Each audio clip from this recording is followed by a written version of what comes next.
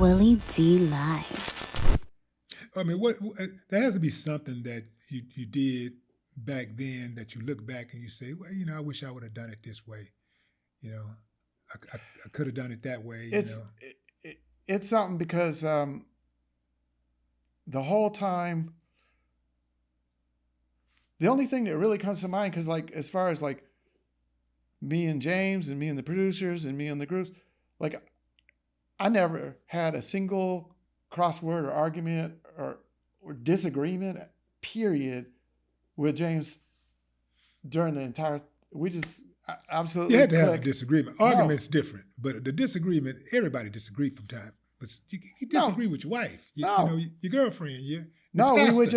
he would just say, I don't like the way this is going on there. And I say, well, tell me about it. And then he would tell me about it. And then I would say, I don't like this and this is going wrong. You never sound like it. Well, tell me about it. But that's how it was, really. And then I can't see you saying, well, tell me about it. And Jay going like, well, it started when I was 7. No, he would just tell me what was on his mind. He would just sit there and I would do the opposite too. Yeah. And then I say, okay, I see that. And it was really trying to put yourself in the other person's shoes and then it comes from not being selfish and not having an ego. Big ego. That's the biggest part right there. Yeah. That ego. Yeah. So we didn't do the ego thing ever. Between us, wasn't no ego involved. And so what we did was,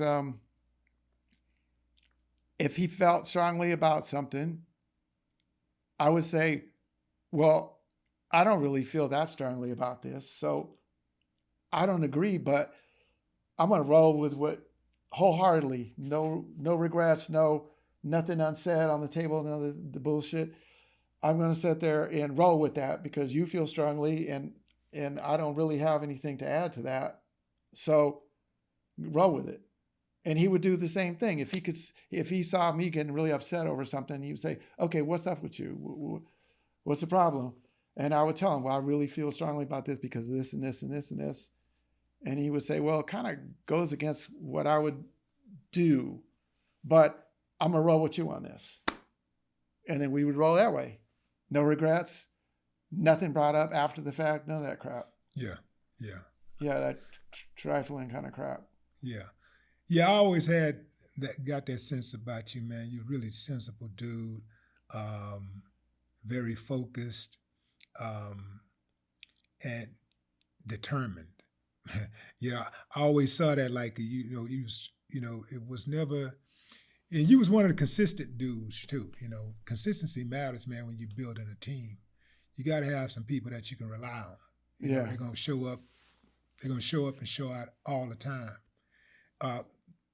The artist, going back, looking at the artist, since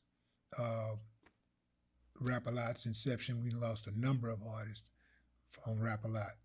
Bill gone, Red's gone. Hold that thought. Yeah. One other big aspect of this, okay, was honesty.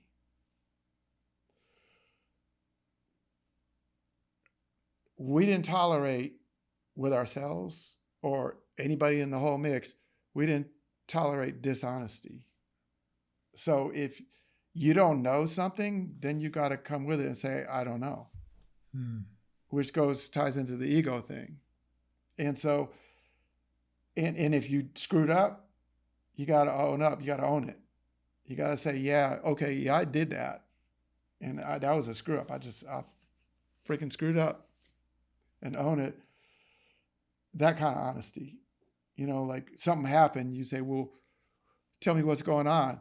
And then if you did something and it didn't work, then it was incumbent on you to say, yeah, I tried this. It was a screwed move and I screwed up. And that's how we roll. It was just straight up honesty on everything. And it expected that out of the whole team, out of everybody else. Mm-hmm. And that really goes a long way towards that gives you trust. Yeah, that honesty is important in any relationship. It is. Yeah, that's important.